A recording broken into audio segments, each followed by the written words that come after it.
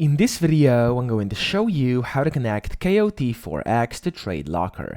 Now, the first thing you want to do, you want to go to TradeLocker.com, and then you want to click on Start Trading at the very top right, and then here click on Find a Broker under Broker Trading.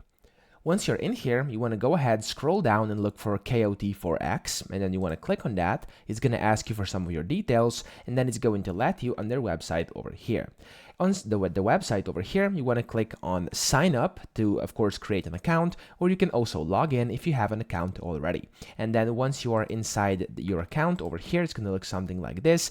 You want to go ahead, go to My Account to the top left, and then you have to create either a live account for which you have to make a first deposit, or a demo account like this. So you basically have to put in your credentials, your account type, your currency, your account leverage, and then of course your balance as well. So this is completely up to you. And then after that, you can basically just create an account. So after you do that, you'll be given your credentials. So usually they do send it to the email. So make sure you check your email address, your email inbox, and you'll be able to find the credentials to log in into TradeLocker on there. And after you do that, go to demo.tradelocker.com if you are creating a demo account, or to live.tradelocker.com if you're creating a live account, for which you can also switch over here like this, so you can just switch to live or back to demo.